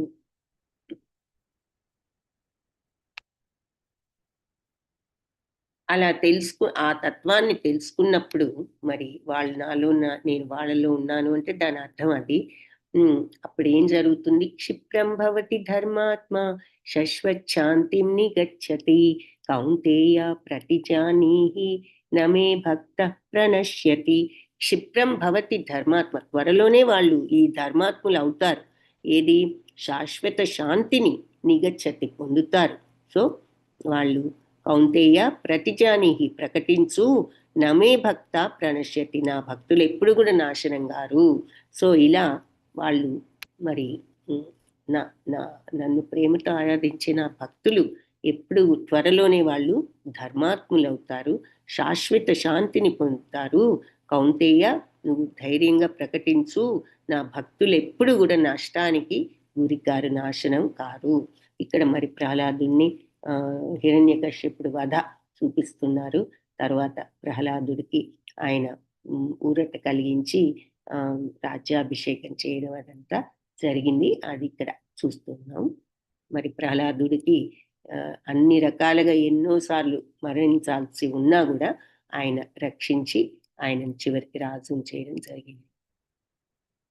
ఇక భగవంతుణ్ణి ఈ రకంగా భక్తిభావంతో కొలిచే అర్హత ఎవరికి ఉన్నది అంటే అందరికీ ఉంది అంటున్నారు. మామి పాఠ వ్యపాశ్రిత్య ఏపి స్యు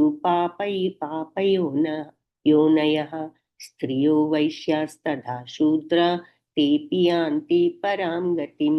జన్మ, జాతి, కులము, లింగభేదం లేకుండా ఎవరైనా సరే, స్త్రీలంటే లింగభేదం, వైశ్యులంటే మరి కులభేదం, తథా శూద్రులైన ఎవరైనా, ఆ రోజుల్లో శూద్రులంటే కొందరు అంటరాని వాళ్ళు అనుకునేవారు, కొంతమంది అని మనం అనుకుంటారు తెలియక. అలాగే స్త్రీలు కొన్ని పనులు వాళ్ళు పాపం చేయలేరు అని అంటూ ఏదో బలహీనులుగా చూసే వాళ్ళు ఉండొచ్చు. కానీ భగవంతుణ్ణి అలాగే ఎవరైనా సరే, సమాజం అంతా వాళ్ళు చాలా తక్కువ వాళ్ళు అనుకున్నా సరే, నన్ను శరణు పొందిన వారంతా పరమపదాన్ని పొందే అర్హత తెచ్చుకోగలుగుతారు. సో భగవంతుణ్ణి చేరుకునే ఆ పరమపదానికి ఏ అర్హత లేదు, భక్తి తప్ప. ఇక్కడ మనం ఎన్నో రకాలుగా వీళ్ళు తక్కువ వాళ్ళు, ఎక్కువ వాళ్ళని మనం అనుకుంటాం తెలియక. అందరూ ఆ ఎక్కువ వాళ్ళు భగవత్పదాన్ని పొందలేకపోవచ్చు, ఈ తక్కువ వాళ్ళు అనుకున్న వాళ్ళే భగవత్పదాన్ని పొందొచ్చు. సో భగవంతుణ్ణి శరణు వేడిన వారంతా కూడా భగవంతుని చేరుకునే అర్హతను పొందుతారు. ఇక్కడ హరిదాస్ ఠాకూర్ అని ఒక ఆయన ఉన్నారు. ఈ హరే కృష్ణ మహామంత్రం మనకు 15వ శతాబ్దంలో చైతన్య మహాప్రభు అనే ఆయన చెప్పారు. ఆయన శ్రీకృష్ణుడి అవతారమేనని చెప్తారు. ఈ చైతన్య మహాప్రభు ఈ హరే కృష్ణ మంత్రాన్ని ఎప్పుడు ధ్యానిస్తూ ప్రచారం చేస్తూ ఉన్నారు. ఆయన దగ్గరకు ముస్లిం మతస్థుడైన హరిదాస్ ఠాకూర్ ఆయన వచ్చి తనకు అర్హత ఉందో లేదో ఈ మంత్రం నేర్చుకోవడానికి, మరి ముస్లిం మతస్థుడు కదా అని అతను కొంచెం భయపడుతూ వస్తే ఆయన ఎంతో ఆదరంతో దగ్గరికి తీసి ఆయనకు ఈ మంత్రాన్ని చెప్పడం జరుగుతుంది. ఆ హరిదాస్ ఠాకూరు ఆయన నిత్యము రోజు ఒక స్నానము ఏదన్నా ఒక 2 గంటలు 3 లక్షల సార్లు ఆయన ఈ నామాన్ని జపించేవారు అనమాట. అందుకే ఆయనకి నామాచారి అనే బిరుదు కూడా వచ్చింది. సో మరి భగవంతుని జపించడానికి జన్మ, జాతి, కులం, లింగభేదం లేదన్నారు. దానికి ఉదాహరణగా ఇక్కడ ఆ హరిదాస్ ఠాకూర్ని చూపిస్తున్నారు. సో భగవంతుని శరణ పొందిన వారంతా కూడా పరమపదాన్ని చేరుకుంటారు. ఇక ఇందులో మనం చూసిన లాస్ట్ శ్లోకం వెరీ ఇంపార్టెంట్ శ్లోకం, 9th chapter, half of Bhagavad Gita. దాంట్లో ఆఖరిది కాబట్టి చాలా భద్రంగా పొందుపరిచారు. ఇది ఎంతో ముఖ్య శ్లోకం అని చెప్తారు. మనం చూడండి, ఏదైనా విలువైన వస్తువు ఉంటే చీరల మధ్యలోనూ ఎక్కడో భద్రంగా పెడతాం. అలా ఈ శ్లోకాన్ని కూడా కరెక్ట్ గా 9.34 మన్మనాభవ మద్భక్తో మధ్యాజీ మాం నమస్కురు మామే వైష్యసి యుక్త్వైవం ఆత్మానం మత్పరాయణ. మన్మనాభవ మద్భక్తు.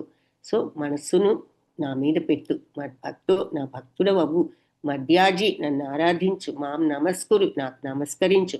అంటే ఎప్పుడు నమస్కారం పెట్టు కూర్చోమని కాదు, ప్రార్థనాభావంతో ఉండు, శరణాగత తత్వంతో ఉండు.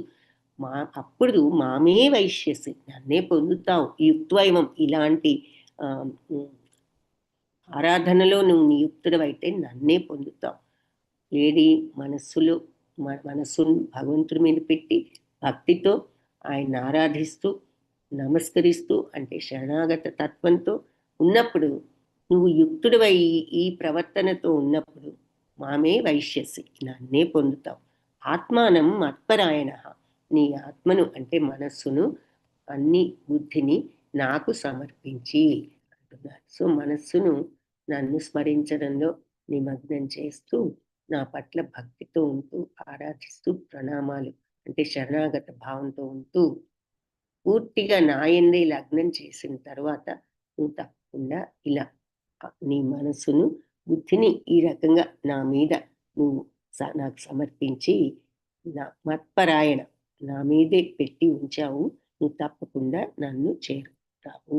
ఇది లాస్ట్ శ్లోకం. సో భగవంతుని చేరుకోవడానికి మార్గం ఇది ఒక శ్లోకం అన్నమాట.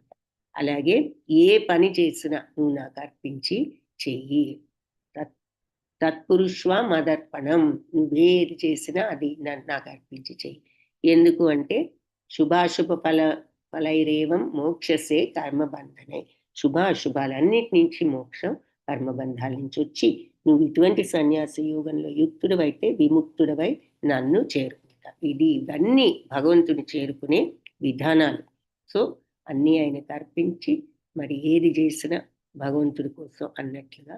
అలాగే మరి ఆ మనస్సును ఇప్పుడు భగవంతుడి మీద ఎలా అంటే మనం ఎగ్జాంపుల్ తల్లిదండ్రులది మన ఫ్యామిలీ మెంబర్స్ ఎప్పుడు మన ముందు లేకపోయినా ఎలా వాళ్ళు ఎప్పుడు మన మైండ్లో ఉంటారో అలా అనే ఎగ్జాంపుల్ కూడా చెప్తున్నా.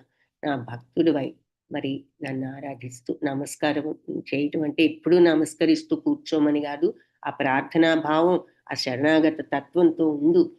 అప్పుడు తప్పకుండా నువ్వు ఈ రకంగా నీ మనస్సును నాకు అర్పించి నువ్వు అన్ని పనులు చేస్తున్నప్పుడు తప్పనిసరిగా నువ్వు నన్ను చేరుకుంటావు. హరే కృష్ణ కృష్ణ కృష్ణ హరే హరే, హరే రామ రామ రామ హరే హరే. ఈ గీతా పాఠంలో మనం నేర్చుకున్నది ఏమిటంటే దేవాది దేవుడైన భగవంతుడికి ఆయనను శరణు వేడి ఆయన పట్ల ప్రీతిపూర్వకంగా భక్తిలో ఉండడం ద్వారా మనం అత్యుత్తమమైన గోలోక బృందావన ధామాన్ని చేరుకోగలుగుతాము అని చెప్తున్నారు. సో ఆయనకు పట్ల ఈ ప్రేమతో ఆయనకు ప్రతిదీ సమర్పించి మనం ఉండటంతో మనం ఈ రకంగా ఆయన శరణాగత తత్వంతో ఉంటూ అన్ని భగవంతుడికి సమర్పించి ఏదొచ్చినా ఆయన ప్రసాదం అనుకోవడమే శరణాగత. మనం తెలియక ఇదేదో కష్టాలు ఇచ్చాడు భగవంతుడు, ఇదేమిటి భగవంతుడు అన్ని మంచి చేస్తున్నాను నాకు ఈ కష్టాలు ఏమిటి అనుకుంటాం.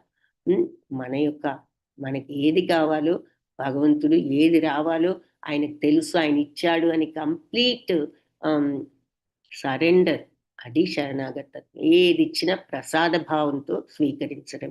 అది మనస్ఫూర్తిగా స్టేజ్ వచ్చినప్పుడు ఆటోమేటిక్గా మరి ఆ పవిత్రత ఆ సచ్చిదానంద స్థితి వస్తుంది. కాబట్టి భగవంతుని ఆ రకంగా మనం భక్తి మార్గంలో పొందొచ్చు. అది వాంఛాకల్పతరుభ్యశ్చ కృపా సింధుభ్య ఏవ చ పతితానాం పావనేభ్యో వైష్ణవేభ్యో నమో నమః. హరే కృష్ణ. అందరికీ టాస్క్ వచ్చినందుకు ధన్యవాదాలు. హరే కృష్ణ మాతాజీ, ప్రణామాలు. హరే కృష్ణ. ప్రశ్నలు ఏమైనా ఉంటే గనక అడగండి,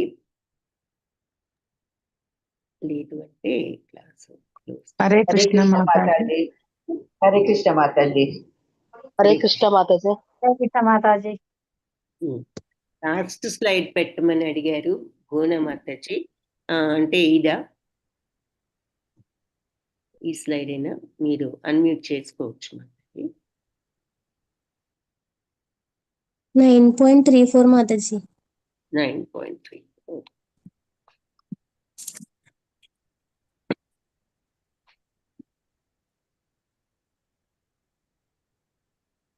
ఇది లాస్ట్ సైడ్.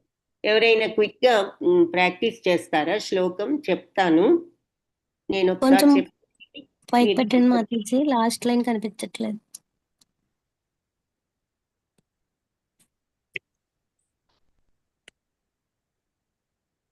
ఎవరైనా చెప్పదలుచుకుంటే చెప్పచ్చు. చెప్తానంటే హ్యాండ్ రేస్ చేయండి, క్విక్ గా ఒకసారి ప్రాక్టీస్ చేయిస్తాను. ఎవరైనా అంటే టైం అయింది, బట్ అయినా ఎవరైనా చేయాలనుకుంటే ఒక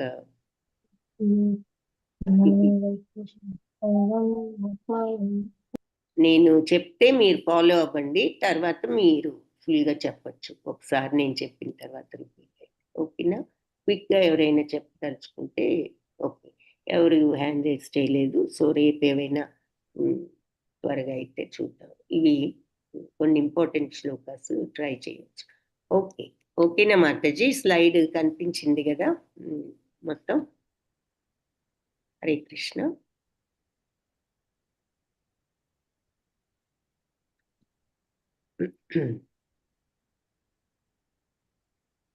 అన్మ్యూట్ చేసుకోవచ్చు మాతాజీ, మీరు అన్మ్యూట్ చేసుకో.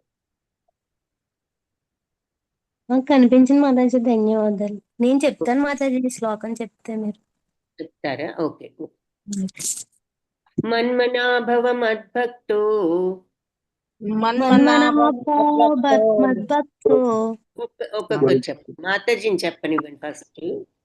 మధ్యాజీ మాం నమస్కురు, నమస్కురు మామే వైశ్యసి యుక్తైవం ఆత్మానం పరమా. నేను చెప్తాను, చెప్పిన తర్వాత మీరు ఫాలో అవ్వండి, లేదంటే తప్పులు వస్తాయి. అందుకని ఒకసారి నేను చెప్తే విని మీరు ఫాలో అయ్యి ఆ తర్వాత మీరు మొత్తం చెప్పచ్చు. హరే కృష్ణ. ఒక్క నిమిషం. ఓకే, భువన మాతాజీ మీరే కదా అడిగారు.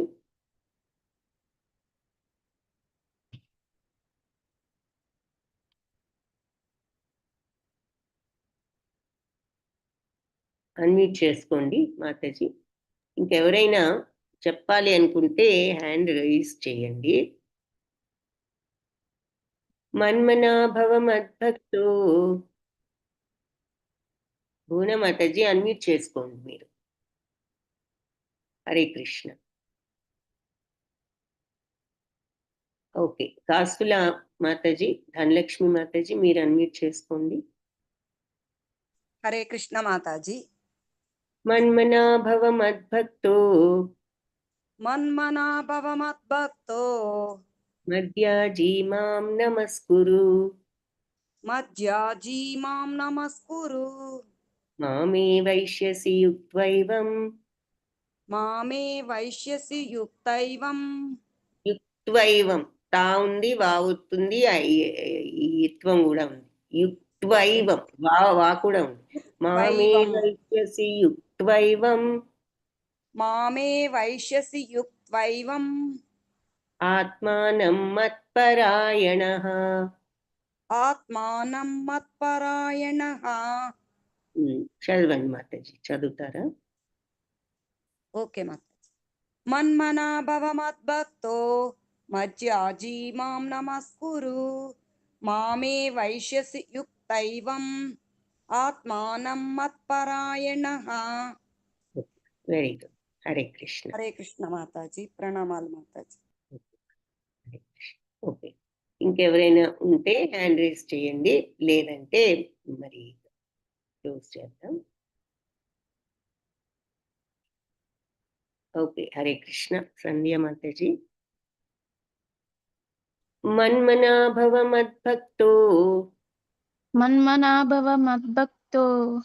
మధ్యాజీ మాం నమస్కురు, మామే వైశ్యసి యుక్త్వైవం ఆత్మానం మత్పరాయణః.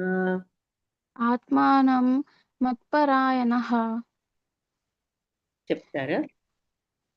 చెప్తానండి. మన్మనాభవ మద్భక్తో మధ్యాజీ మాం నమస్కురు మామే వైశ్యసి యుక్త్వైవం ఆత్మానం మత్పరాయణః. Very good. Hare Krishna. Only practice చేయాలనుకున్న వాళ్ళు, వినాలనుకున్న వాళ్ళు ఉండొచ్చు, మిగిలిన వాళ్ళు కావాలంటే లీవ్ అయిపోయింది. హరే కృష్ణ. రాణి మాతాజీ హరే కృష్ణ అన్మ్యూట్ చేసుకోండి.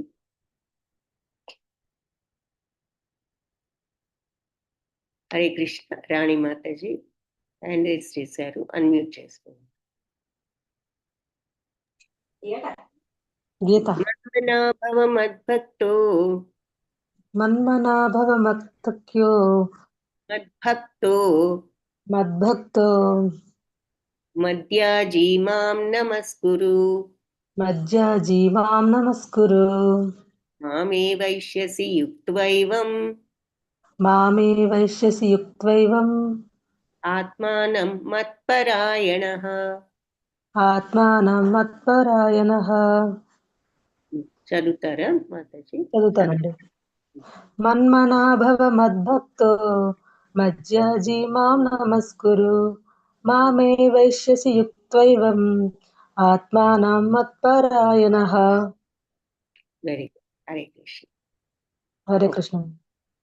ఓకే. సో అయితే ఇంకా ఎవరు లేరు ఇంతవరకు చూసాము.